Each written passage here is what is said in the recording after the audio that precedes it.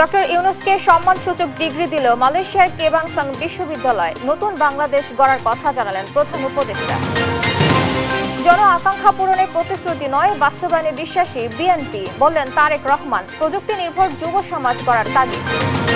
দেশে বিদেশে ব্যাপক হারে আমাদের দেশের মানুষের জন্য কর্মসংস্থান সৃষ্টি এবং নিরাপদ কর্ম পরিবেশ নিশ্চিত করা হচ্ছে আমাদের আগামী দিনের রাজনীতি। ফেব্রুয়ারিতে নির্বাচন হবে না, মন্তব্য নাসির উদ্দিন পাটোয়ারির। জুলাই সনদে এক বিন্দু ছাড় নয়, বললেন নাহিদ ইসলাম। জুলাই সনদের যে প্রতিশ্রুতি, সেই সকল প্রতিশ্রুতি বাস্তবায়ন করেই আগামীর যে নির্বাচন, সেই নির্বাচনে আমরা অংশগ্রহণ করব। প্রধানমন্ত্রীকে দেখাতে জুলাইয়ে জোর করে ভিডিও বার্তা নিয়েছিল ডিবি। ট্রাইব্যুনালের তদন্ত সংস্থায় উপদেষ্টা আসিফ মাহমুদ। স্বাস্থ্য খাত সংস্কারের ৩ দফা দাবিতে বরিশালে ১৬ দিন ধরে চলছে ব্লকেজ। উপস্থিত থেকে আশ্বাস দিতে হবে স্বাস্থ্য উপদেষ্টাকে।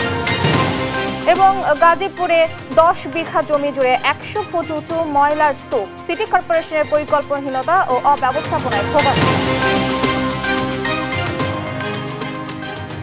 দেখছিলেন শিরোনাম সংবাদ সকালের সঙ্গে আছি আমি Ayesha Bubly.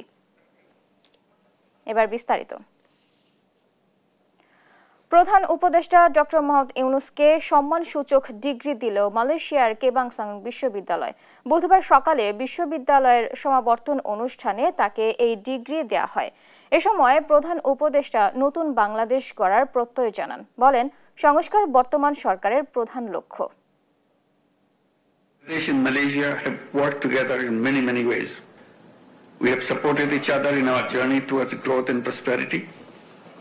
Malaysia has been a trusted friend, helping us in developing our human resources and advancing technology.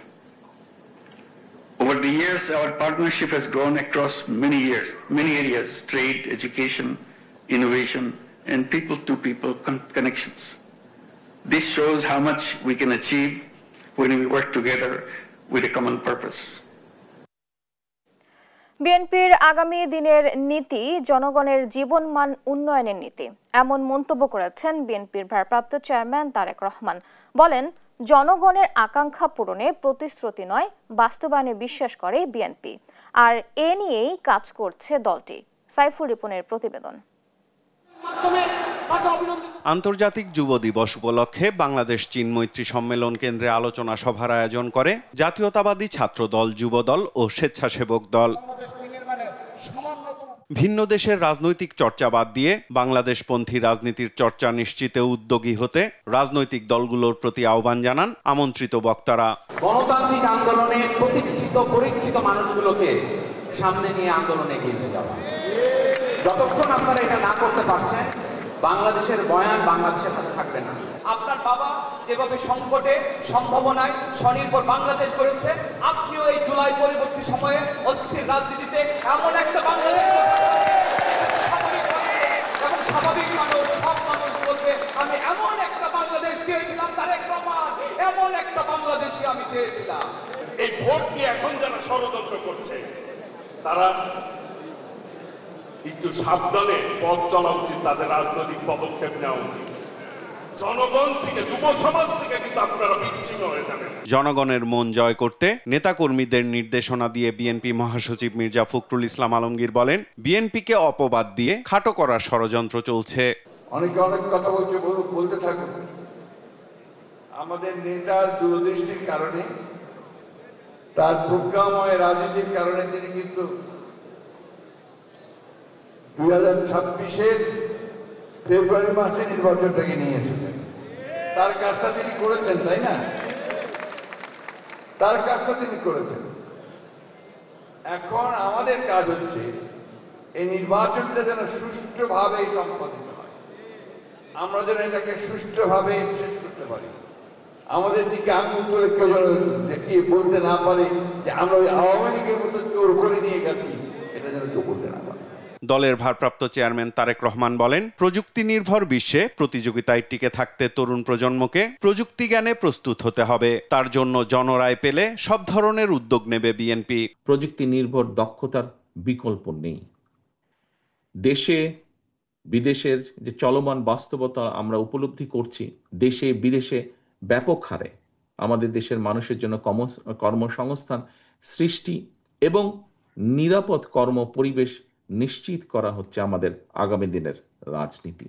বলেন, শুধু প্রতিশ্রুতি নয়, প্রতিশ্রুতি বাস্তবায়নের রাজনীতিতে বিশ্বাস করে বিএনপি বিশ্বাস করে প্রতিশ্রুতির বাস্তবায়ন, এবং এই কারণেই কিন্তু বিএনপি প্রত্যেকটা সেক্টরে যেই পরিকল্পনাগুলো আপনাদের সামনে তুলে ধরলাম, এই পরিকল্পনাগুলো কিভাবে বাস্তবায়ন করা যায় সেটার জন্য আমাদের একটা প্ল্যানিং আমরা তৈরি করছি। দেশবাসীর সমর্থন চেয়ে তারেক রহমান বলেন, আগামী নির্বাচনে ধানের শীষে ভোট দিন, দেশ গড়ার সুযোগ দিন।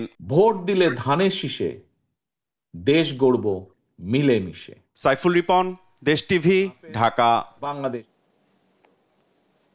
জুলাই সনদের ক্ষেত্রে সরকারকে এক বিন্দুও ছাড় দেবেন না বলে জানিয়েছেন জাতীয় নাগরিক পার্টি এনসিপির আহ্বায়ক নাহিদ ইসলাম।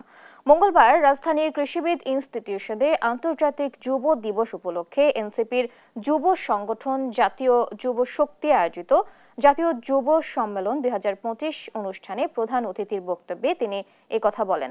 আর দলটির মুখ্য সংগঠক নাসিরউদ্দিন পাটোয়ারি আগামী বছরের ফেব্রুয়ারি মাসে নির্বাচনের তীব্র বিরোধিতা করেন। বিস্তারিত মাকদুরা মিতির রিপোর্টে। আন্তর্জাতিক যুব দিবস উপলক্ষে রাজধানীর কৃষিবিদ ইনস্টিটিউশন বাংলাদেশ কেআইবিতে অনুষ্ঠিত হয় জাতীয় নাগরিক পার্টি এনসিপির যুব সংগঠন জাতীয় যুব সম্মেলন। যুব শক্তির আহ্বায়ক অ্যাডভোকেট মোহাম্মদ তারিকুল ইসলামের সভাপতিত্বে সম্মেলনে প্রধান অতিথি হিসেবে উপস্থিত ছিলেন এনসিপির আহ্বায়ক নাহিদ ইসলাম। এ সময় নাহিদ ইসলাম বলেন, 24-এর গণ অভ্যুত্থানকে ব্যর্থ করতে সকল ধরনের আয়োজন করা হয়েছে। জুলাই ঘোষণাপত্রে ছাড় দেয়া হলেও জুলাই সনদে এক বিন্দুও ছাড় দেয়া হবে না। গত 1 বছর ছাড় দিয়েছি, জুলাই ঘোষণাপত্রে ছাড় দিয়েছি, জুলাই সনদে কোনো ছাড় হবে না। অন্তর্বর্তী সরকার যে প্রতিশ্রুতি দিয়ে, যে শহীদের রক্তের উপর দিয়ে প্রতিষ্ঠিত হয়েছে, সেই প্রতিশ্রুতি আদায় না করে এই সরকার যেতে পারবে না। এ সময় জাতীয় নাগরিক পার্টির এনসিপির মুখ্য সংগঠক নাসিরউদ্দিন পাটোয়ারি আগামী ফেব্রুয়ারি মাসে জাতীয় নির্বাচন অনুষ্ঠানে তীব্র বিরোধিতা করেন। ফেব্রুয়ারিতে নির্বাচন হবে না। যদি ফেব্রুয়ারিতে নির্বাচন হয়, আমার যে ভাইয়েরা শহীদ হয়েছিল, রক্ত দিয়েছিল সংস্কারের জন্য, একটি নতুন সংবিধানের জন্য, তাহলে কবরে গিয়ে তার লাশটা ফেরত দিতে হবে এই সরকারকে। যদি সংস্কার কাজ শেষ না করে নির্বাচন হয়, তাহলে এই সরকারকে আমার ভাইয়ের হাতটা ফিরিয়ে দিতে হবে। আওয়ামী লীগকে পুনর্বাসনের চেষ্টা চলছে বলে মন্তব্য করেন জাতীয় নাগরিক পার্টির দক্ষিণাঞ্চলের মুখ্য সমন্বয়ক হাসনাত আব্দুল্লাহ। আমরা জানি আমাদের রাষ্ট্রের বিরুদ্ধে বিভিন্নভাবে ভারতে বসে ষড়যন্ত্র করা হচ্ছে। আওয়ামী লীগের বি টিমকে আবার আমাদের রাজনৈতিক ময়দানে নামিয়ে আসা হয়েছে। আওয়ামী লীগকে আমরা যেভাবে প্রতিরোধ করেছি, ঠিক একইভাবে আওয়ামী লীগের বি টিম যে নামে রাস্তায় নামুক না কেন, আমরা তাকে প্রতিরোধ করব। বলেন, ভারতে বসে রাষ্ট্রের বিরুদ্ধে বিভিন্ন ষড়যন্ত্র করা হচ্ছে। সকল রাজনৈতিক দলকে ঐক্যবদ্ধ থাকতে হবে, অন্যথায় আওয়ামী লীগ এর সুযোগ নেবে। ভবিষ্যতের কাছে যেন আমরা দেখছি। মাকদুরা মিতি, দেশ টিভি, ঢাকা। আসন্ন ত্রয়োদশ জাতীয় সংসদ নির্বাচনে ভোটার সংখ্যা 12,78,73,752 জন হতে পারে বলে জানিয়েছে নির্বাচন কমিশন। এছাড়াও আগামী সংসদ নির্বাচনে সম্ভাব্য ভোট কেন্দ্রের সংখ্যা 45,098টি, আর ভোট কক্ষ থাকবে 2,80,564টি। আর ভোট গ্রহণ কর্মকর্তা হিসেবে দায়িত্ব পালন করবেন 9,31,131 জন। আসন্ন নির্বাচন সামনে রেখে ভোট গ্রহণ কর্মকর্তাদের প্রশিক্ষণ দেওয়া হবে। এদিকে ইসি জানিয়েছে, আসন্ন নির্বাচন পর্যবেক্ষণে দেশীয় 318টি প্রতিষ্ঠান নির্ধারিত সময়ে আবেদন করেছে। এছাড়া পরে আবেদন করে আরও 13 পর্যবেক্ষক সংস্থা।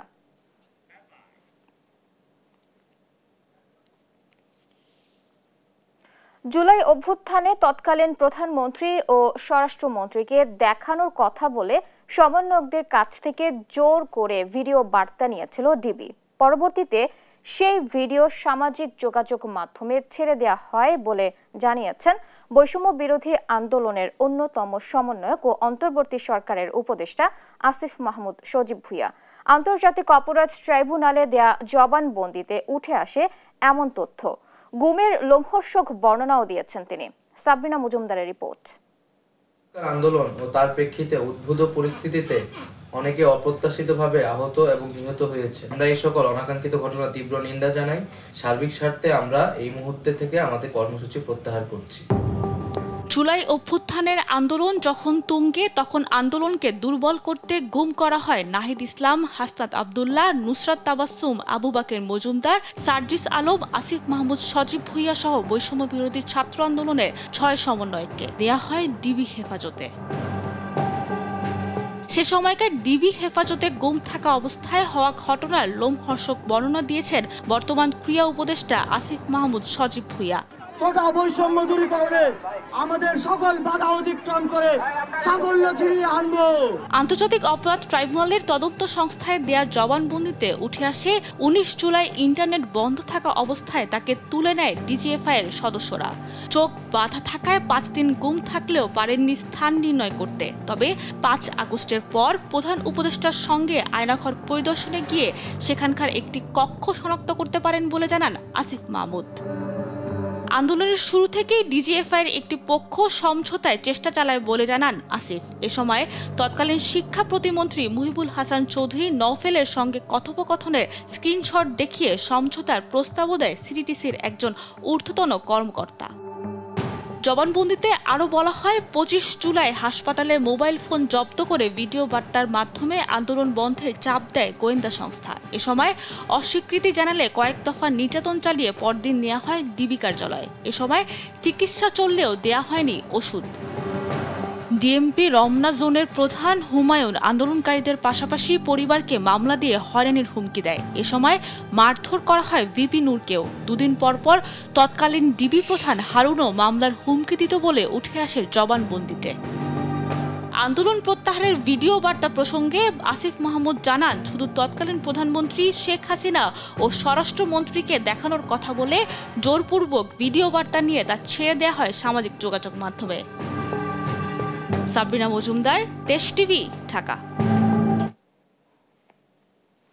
ঢাকা বিশ্ববিদ্যালয় কেন্দ্রীয় ছাত্র সংসদ ডাকসু ও হল সংসদ নির্বাচনের মনোনয়নপত্র বিক্রি শুরু হয়েছে। মঙ্গলবার সকালে সিনেট ভবনে চিফ রিটার্নিং অফিসারের কার্যালয় থেকে ফর্ম সংগ্রহ করেন শিক্ষার্থীরা। তবে প্রথম দিন শিক্ষার্থীদের উপস্থিতি ছিল তুলনামূলক কম। তার বলেন, সাধারণ ছাত্রদের অধিকার আদায় ও শিক্ষার সুষ্ঠু পরিবেশ নিশ্চিতে কাজ করতে চান। আলিমুজ্জামান সাফওয়ানের রিপোর্ট।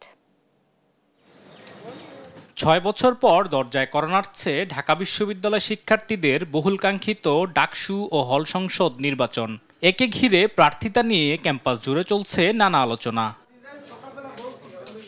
নতুন 3টি পদ যোগ করে ডাকসুর মোট পদ এবার 28টি। এছাড়া প্রতিটি হলে 13টি সহ সব মিলিয়ে 41টি পদে নেতা নির্বাচনে এবার ভোটাধিকার প্রয়োগ করবেন 39,775 জন। তফসিল অনুযায়ী মঙ্গলবার সকাল 10টায় মনোনয়ন ফরম বিক্রি শুরু করে বিশ্ববিদ্যালয় প্রশাসন। শুরুর দিনে নির্ধারিত 5 জন সমর্থক সহ অনেকেই সংগ্রহ করেন মনোনয়ন ফরম। রাজনৈতিক দল সমর্থিত কোনো প্রার্থী মনোনয়ন সংগ্রহ না করলেও স্বতন্ত্র প্রার্থীরা জানান, নির্বাচন হলে পাশে থাকবেন সাধারণ শিক্ষার্থীদের, কাজ করবেন শিক্ষার মান উন্নয়নে। স্টুডেন্টরা চায় যে তাদের একটা প্রতিনিধি নির্বাচিত হোক, এই প্রতিনিধিগুলো তাদের জন্য কাজ করুক, তাদের দাবি দেওয়া তুলে ধরুক। আমি যেই ক্ষেত্রে নির্বাচিত হব, আমি সেই প্রত্যেক হলে হলে গিয়ে তাদের কি সমস্যা, সেই সমস্যাগুলো আইডেন্টিফাই করে সেই সমস্যাগুলোকে যাচাই করতে পারবো। ইনশাল্লাহ আমি যদি নির্বাচিত হতে পারি এবং যদি আমাকে সবাই সমর্থন দেন, তাহলে পরে আমার যে প্রত্যাশা বা যে আমার প্রতিশ্রুতি সেটা আমি বাস্তবায়ন করতে পারবো ইনশাল্লাহ। এদিকে নির্বাচন পেছানো নিয়ে কোনো শঙ্কা দেখছেন না চিফ রিটার্নিং অফিসার। বলেন, গণঅভ্যুত্থানের বিরুদ্ধে অবস্থান নেয়া কেউ ভোটার তালিকায় থাকছে না। কমিশনের পক্ষ থেকে এখন পর্যন্ত কোনো ধরনের থ্রেট আমরা দেখছি না, কারণ আমরা ছাত্র সংগঠনগুলো প্লাস অংশীজন সবার সাথে আমাদের একাধিকবার মিটিং হয়েছে। আমরা সব মিটিং থেকে একটা জিনিস আমরা স্পষ্ট বার্তা পেয়েছি যে সবাই ইলেকশন চায়। মঙ্গলবার শুরু হওয়া মনোনয়ন ফরম বিতরণ চলবে আগামী 18 আগস্ট পর্যন্ত। আলিমুজ্জামান সাফওয়ান, দেশ টিভি, ঢাকা। গেল 1 বছরে দুদক অনুসন্ধান করে 1743 আসামির বিরুদ্ধে 452টি মামলা করেছে। এর মধ্যে 348টি মামলারই চার্জশিট দিতে পেরেছে সংস্থাটি। এক্ষেত্রে দুদকের সফলতা 77% হলেও আসামি গ্রেফতারে তা হতাশাজনক। এর কারণ হিসেবে দুদক বলছে গ্রেফতারের বিষয়টি অনেকটাই পুলিশের উপর নির্ভর করে। ফজলা আদিত্যের রিপোর্ট। গত বছরের 5ই আগস্ট আওয়ামী লীগ সরকার পতনের পর জ্ঞাত আয় বহির্ভূত সম্পদ অর্জনের অভিযোগে একের পর এক মামলা করেছে দুদক। এসব মামলায় আসামি করা হয়েছে সাবেক এমপি, সংসদ সদস্য, সরকারি কর্মকর্তা ও ব্যবসায়ীকে। এই এক বছরে দুদকে জমা পড়া অভিযোগ অনুসন্ধান করে মামলা হয়েছে 452টি। এর 348টিতে চার্জশিট দিয়েছে দুদক। অনুসন্ধানের সিদ্ধান্ত নিয়েছে 845টি, এর মধ্যে মামলা হয়েছে 452টি। এই গত এক বছরে চার্জশিট দেওয়া হয়েছে 348টি। এর মধ্যে 452টি মামলায় আসামি করা হয়েছে 1743 জনকে। গত আগস্ট থেকে 25 জুলাই পর্যন্ত মোট চার্জশিট দেওয়া হয়েছে 1443 জনের নামে। বেগম রোকেয়া বিশ্ববিদ্যালয়ের সাবেক উপাচার্য অধ্যাপক নাজমুল আহসান কলিমুল্লাহ, সাবেক স্বাস্থ্য সচিব জাহাঙ্গীর আলম সহ কয়েকজনকে গ্রেফতারও করেছে দুদক। ফজলে আদিত্য, দেশ টিভি, ঢাকা। জাতিসংঘ শান্তিরক্ষা মিশন মনুস্কোতে দায়িত্বরত বাংলাদেশ পুলিশের নারী কন্টিনজেন্ট BNFPU-1 সদস্যদের অসামান্য অবদানের স্বীকৃতি হিসেবে জাতিসংঘ শান্তিরক্ষা পদক দেয়া হয়েছে। গত 7 আগস্ট এই পদক দেয়া হয়। মঙ্গলবার পুলিশ সদর দপ্তর এক সংবাদ বিজ্ঞপ্তিতে এসব তথ্য জানায়। বিজ্ঞপ্তিতে বলা হয়, গণপ্রজাতন্ত্রী কঙ্গোর রাজধানী কিনশাসায় দায়িত্বরত 178 শান্তিরক্ষীর মধ্যে 68 জন নারী জাতিসংঘ পদকে ভূষিত হন। অনুষ্ঠানে মনুস্কো কিনশাসার বিভিন্ন শাখায় কর্মরত 23 জন ইন্ডিভিজুয়াল পুলিশ অফিসারকে IPO BNFPU-1 এর সঙ্গে যৌথভাবে জাতিসংঘ শান্তিরক্ষা পদক দেয়া হয়। এ সময় জাতিসংঘ মহাসচিবের বিশেষ প্রতিনিধি বিনতো কেইতা অনুষ্ঠানে প্রধান অতিথি হিসেবে উপস্থিত ছিলেন।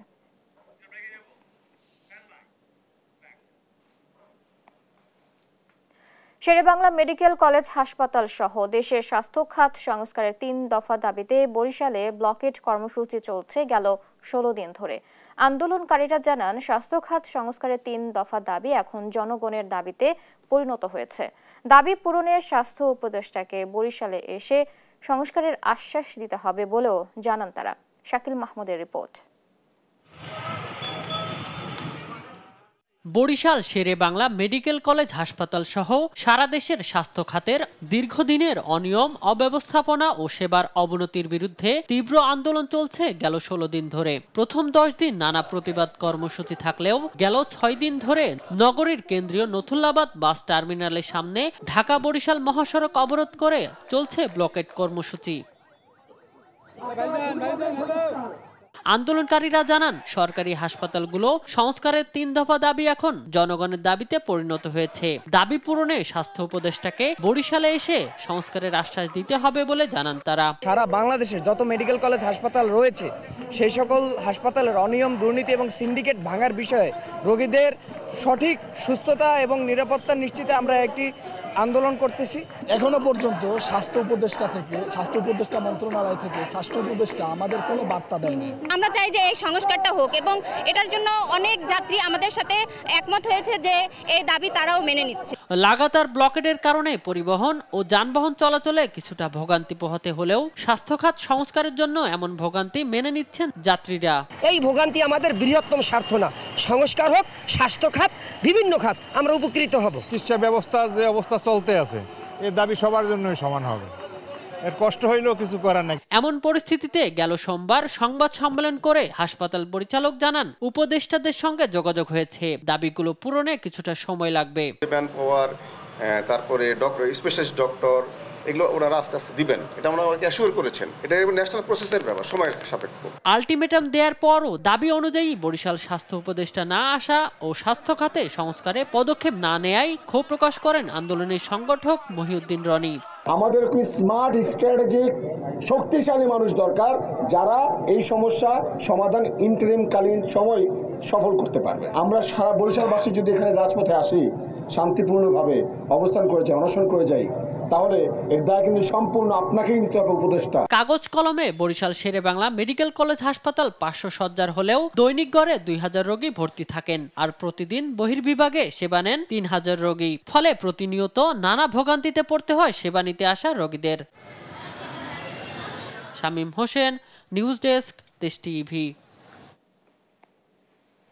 10 বিঘা জমি জুড়ে দাঁড়িয়ে আছে 100 ফুট উঁচু ময়লার স্তূপ।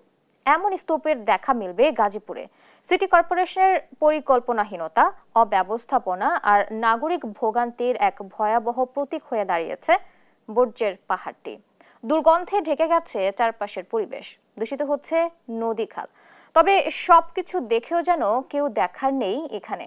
অঙ্কন চৌধুরীর রিপোর্ট। দূর থেকে দেখলে মনেই হতে পারে এটি কোনো প্রকৃত সৃষ্ট পাহাড়, তবে আদতে এটি গাজীপুর সিটি কর্পোরেশনের গত 11 বছর ধরে জমিয়ে রাখা ময়লার স্তূপ। 10 বিঘা জায়গায় গড়ে ওঠা এই ময়লার স্তূপ গাজীপুরবাসীর ভোগান্তির কারণ হয়ে দাঁড়িয়েছে। গাজীপুরের ঢাকা-টাঙ্গাইল মহাসড়কের পাশে কড্ডা বাইমাইল এলাকায় 10 বিঘা জমি জুড়ে গড়ে উঠেছে এই বিশাল ময়লার পাহাড়। প্রতিদিন এখানে ফেলা হচ্ছে প্রায় 4000 টন বর্জ্য। সিটি কর্পোরেশনের কোনো নির্দিষ্ট ডাম্পিং জোন না থাকায় বছর পর বছর জমা হওয়া এই বর্জ্য পাহাড়ে পরিণত হয়েছে। ময়লা জমাতে জমাতে পাহাড় বানাই লাইছে। কোনো সেবাই পাই না, নামে মাত্র গাজীপুর সিটি কর্পোরেশন। সড়ক ও জনপদ বিভাগের জায়গায় গড়ে ওঠা এই ভাগাড় থেকে ছড়িয়ে পড়ছে তীব্র দুর্গন্ধ, যার তীব্রতা ছড়িয়েছে কয়েক কিলোমিটার এলাকা জুড়ে। পাশাপাশি সিটি কর্পোরেশনের তরল ও কঠিন বর্জ্যে দূষিত হচ্ছে তুরাগ নদ, চিলাই নদ, মোগরখাল সহ আশেপাশের জলাশয়গুলো। নগরবাসীর অভিযোগ, সপ্তাহে মাত্র 2-1 দিন ময়লা তোলা হয়, অথচ প্রতি বাড়ি থেকে মাস প্রতি আদায় করা হয় 50 থেকে 100 টাকা। এত টাকা দিতেছি, প্রতি মাসে টাকা দিতেছি, অথচ ময়লাই না ফালায় থুই আমার মুখের সামনে। আমরা দোকানদারি ঠিক মতো করতে পারি না, ভাড়া দেই অযথা। সবাই যেন সচেতন থাকে, যেন রাস্তার উপরে ময়লা না ফেলে, আমরা যেন ভালোভাবে এই রাস্তা ব্যবহার করতে পারি। তবে লোকবল সংকট, বাজেট অব্যবস্থাপনা ও নির্দিষ্ট ডাম্পিং জোনের জায়গা নির্ধারণ না করতে পারার ব্যর্থতাকেই দায়ী করছেন গাজীপুর সিটি কর্পোরেশনের প্রধান বর্জ্য ব্যবস্থাপক। 3000 মেট্রিক টনের মতো ময়লা পার ডে উৎপন্ন হয়। সেই ময়লাগুলো আমরা কোথায় ফেলবো? ফেলার জন্য আমাদের একটা নিজস্ব ডাম্পিং নেই। আমরা যে পূর্ব থেকে যে ডাম্পিংগুলো পেয়েছিলাম, সেই ডাম্পিংয়ে আমরা ময়লা ফেলে যাচ্ছি। দ্রুত পরিবেশসম্মত উপায়ে গাজীপুরের বর্জ্য ব্যবস্থাপনা একটি প্রক্রিয়ার মধ্যে আসবে বলে জানান পরিবেশ অধিদপ্তর। আমি বিশ্বাস করি এটা খুব শিগগিরই একটা পরিবেশসম্মত উপায়ে গাজীপুরের বর্জ্য ব্যবস্থাপনা একটা প্রক্রিয়ার মধ্যে চলে যাবে। 1 দশক পেরোলেও গাজীপুর সিটি কর্পোরেশনে হয়ে ওঠেনি কোনো স্থায়ী ডাম্পিং জোন। প্রতিদিন 3 থেকে 4000 টন বর্জ্যের বড় অংশই ফেলা হচ্ছে রাস্তার পাশে, খালবিল আর নদীতে। যত্রতত্র বজ্র অপসারণ বন্ধে দ্রুত ডাম্পিং জোন নির্ধারণের দাবি এলাকাবাসীর। অঙ্কন চৌধুরী, দেশ টিভি, ঢাকা। টানা কয়েকদিনের বৃষ্টিতে ময়মনসিংহের গৌরীপুরে তলিয়ে গেছে কৃষকের শত শত একর জমির ফসল। এতে দিশেহারা হয়ে পড়েছেন তারা। কৃষকদের অভিযোগ, পানি প্রবাহের খালটি দখল দূষণে সংকুচিত হয়ে পড়ার কারণে কয়েক বছর ধরে তাদের এই ফসল হানি হচ্ছে। আর ক্ষতিগ্রস্ত কৃষকদের সহযোগিতার পাশাপাশি খালটি সংস্কারের উদ্যোগের কথা জানিয়েছে কর্তৃপক্ষ। ইলিয়াস আহমেদের রিপোর্ট, জানাচ্ছেন A.H. হিমেল। যেদিকেই চোখ যায় শুধু পানি আর পানি। এটি ময়মনসিংহের গৌরীপুর উপজেলার শীতলা ইউনিয়নে বেড়াবিলের চিত্র। গেল 1 সপ্তাহ ধরে এই বিলের পানিতে নিমজ্জিত কৃষকের শত শত একর জমির আমন ধান পচে যাওয়ার উপক্রম হচ্ছে। ধানের চারাগুলো ধার দেনা করে ধান চাষ করে এমন অবস্থায় দিশেহারা কৃষক। মানুষে কাল বইরে ভারী ঘর ধরে দিলাইছে, কেউ কেত করে লাইছে। আমরা ছোট হয়েছি, কাল বড় ছিল অনেক। আমরা হাজার হাজার একর সম্পদ পানির নিচে এই খালের জন্য ভাই। আমাদের বেড়াবিলে খাল পাট না থাকলে আমাদের কৃষকের অনেক ক্ষয়ক্ষতি হচ্ছে। স্থানীয়দের অভিযোগ, বেড়াবিল থেকে শীতলং বিলে 3 কিলোমিটার সংযোগ খালটি দখল দূষণের বরাট হয়ে যাওয়ার কারণে বৃষ্টির পানি প্রবাহিত হতে না পেরে জলাবদ্ধতার সৃষ্টি হয়েছে। এমনতর অবস্থায় চলছে বিগত 10 থেকে 12 বছর ধরে। ওইটা যে করছে, এটা কি ছোট করে করছে। ওই যে মুরব্বী আছে, তারাও আছে অনেক বড় আছে, এখন ছোট হয়ে গেছে। 2 সাইড হাজার হাজার একর জমি পানির তলে। কালটা যদি বড় হয়, গভীর হয়, তাহলে আমাদের জন্য ভালো। ছোট কালটা দেখতেছি যতটুকু আছে, আরো 2 আছেন 2 পাশে দিয়ে। এই কালটা যেন আবার নতুন করে খনন করা হয়। কৃষি বিভাগের দাবি, কৃষকের 15 থেকে 20 হেক্টর জমির ফসল পানিতে তলিয়ে আছে। ক্ষতি নিরূপণ করে নেওয়া হবে প্রয়োজনীয় ব্যবস্থা। এই বৃষ্টিপাতের কারণে এই বেড়াবিলে পানি জমেছে এবং 15 থেকে 20 হেক্টরের মতো জমি আমাদের নিমজ্জিত হয়েছে। আমরা ক্ষতির পরিমাণ নিরূপণ করে আমাদের উদ্বোধন কর্তৃপক্ষকে জানাবো। যদি উদ্বোধন কর্তৃপক্ষ থেকে কোনো সহায়তা আমরা পাই, তাহলে আমরা সেটা কৃষকদের মাঝে পৌঁছিয়ে দেব। আর পানি উন্নয়ন বোর্ডের কর্মকর্তা জানান, আবেদনের প্রেক্ষিতে গুরুত্ব দিয়ে খনন করা হবে খাল। লোকাল প্রশাসনের সাথে কথা বলে এই খালটার ব্যাপারে তথ্য কালেক্ট করবো, ভিজিট করবো, করে দেখবো এই খাল আসলে খাস জমির উপরে কিনা না, ন্যাচারাল খাল কিনা না, এই খালের উৎপত্তি এবং পতিত, এগুলো আমরা সার্ভে করে জরিপ করে তারপরে প্রকৃত ব্যবস্থা নেওয়ার জন্য, প্রয়োজনীয় ব্যবস্থা গ্রহণ করার জন্য আমি কর্তৃপক্ষ বরাবর সুপারিশ করব।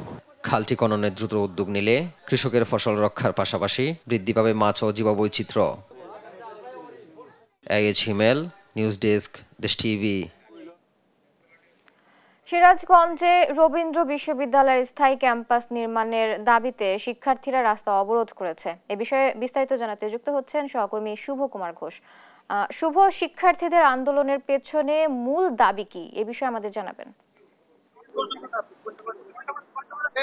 বুবলি, আসলে রবীন্দ্র বিশ্ববিদ্যালয়ের শিক্ষার্থীরা তাদের স্থায়ী ক্যাম্পাসের যে প্রকল্প, সেই প্রকল্পের অনুমোদনের দাবিতেই কিন্তু দীর্ঘদিন হলো আন্দোলন করে আসছে। তারই ধারাবাহিকতায় আজকে 19তম দিনে তারা কিন্তু রেলপথ অবরোধ করেছে। তারা সিরাজগঞ্জের যে উল্লাপাড়া যে স্টেশন আছে, সেই স্টেশন এলাকায় দাঁড়িয়ে রেলপথ অবরোধ করেছে। রেলপথ অবরোধ করার ফলে কিন্তু আসলে ঢাকার সঙ্গে যে উত্তর পশ্চিমাঞ্চলের যে রেল যোগাযোগ, সেটা কিন্তু এই মুহূর্তে আপাতত বন্ধ আছে। আপনি দেখতে পাচ্ছেন যে স্টেশন এলাকায় তারা এই মুহূর্তে অবস্থান নিয়েছে এবং রেল লাইনের উপরে কিন্তু তারা বসে পড়েছেন।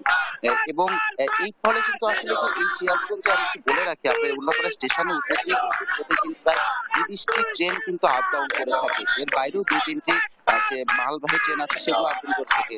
এছাড়াও এখানে কিন্তু আপ ডাউনে 10টি ট্রেন এই স্টেশনে দাঁড়াতে থাকে। ফলে কিন্তু যে কর্তৃপক্ষ বলছিল, যদি এই আন্দোলনটা 30 মিনিট থেকে বা 1 ঘন্টাও যদি হয়, তাহলে কিন্তু কয়েকটি ট্রেনের কিন্তু শিডিউল বিপর্যয় ঘটবে।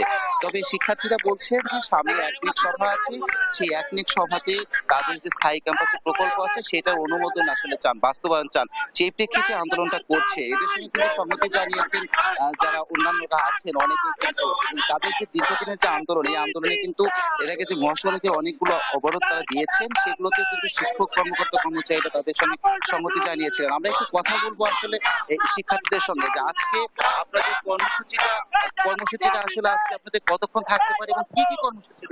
আজকে আমাদের যে কর্মসূচি ছিল সেটা হচ্ছে সকাল 9টা থেকে, এবং এটা কতক্ষণ থাকবে নির্দিষ্ট করে বলা যাচ্ছে না, কারণ অনির্দিষ্ট পর্যন্ত আমরা থাকতে পারি। আপনারা জানেন যে আমরা গত 26 তারিখ থেকে যে আমাদের আন্দোলনটা, সেটা হচ্ছে আমরা চালু করি, অর্থাৎ আমাদের 26শে জুলাই আমাদের রবীন্দ্র বিশ্ববিদ্যালয়ের জন্মদিবস ছিল। সেটাকে আমরা ভয় করতে কালো ব্যানার ধারণ করে আমরা আন্দোলনে নেমেছি শুধুমাত্র আমাদের বিশ্ববিদ্যালয়ের স্থায়ী ক্যাম্পাসের জন্য। আজকে আমাদের কর্মসূচি এখন নির্দিষ্ট টাইম দিলে, যতক্ষণ পর্যন্ত আমরা থাকতে পারি অবস্থান করতে। যেমনটা বলছেন শিক্ষার্থীরা, যে এই কর্মসূচিটা আসলে অনির্দিষ্টকাল, তারা নির্দিষ্ট করে বলতে পারছেন না যে এই কর্মসূচিটা অ্যাকচুয়ালি আসলে কতক্ষণ পর্যন্ত তাদের এইভাবে অব্যাহত থাকবে। তবে এইটা কিন্তু আসলে যদি 1 ঘন্টাও থাকে, তাহলেও কিন্তু কয়েকটি ট্রেনের শিডিউল বিপর্যয় হবে। তবে আমরা স্টেশন কর্তৃপক্ষ যেমনটা জানিয়েছেন, যে যদি এই ট্রেনের যে শিডিউল বিপর্যয়গুলো হলে এই ট্রেনগুলোর কি অবস্থা হবে, সেই ক্ষেত্রে কিন্তু আসলে যে ঢাকা থেকে পশ্চিমাঞ্চলের মধ্যে যে স্টেশনগুলো আছে, সেই স্টেশনগুলো যে জায়গাগুলোতে খবর পাবে তারা, সেই বিভিন্ন স্টেশনগুলোতে কিন্তু এই ট্রেনগুলো অবস্থান করবে। এই ছিল আসলে রবীন্দ্র বিশ্ববিদ্যালয়ের শিক্ষার্থীদের যে রেলপথ অবরোধের যে কর্মসূচি, সেটার সর্বশেষ তথ্য। শুভ, আপনাকে ধন্যবাদ। দর্শক, সিরাজগঞ্জের রবীন্দ্র বিশ্ববিদ্যালয়ের স্থায়ী ক্যাম্পাস নির্মাণের দাবিতে শিক্ষার্থীরা রাস্তা অবরোধ করেছে, সে বিষয়ে বিস্তারিত জানাচ্ছিলেন আমাদের সহকর্মী শুভ।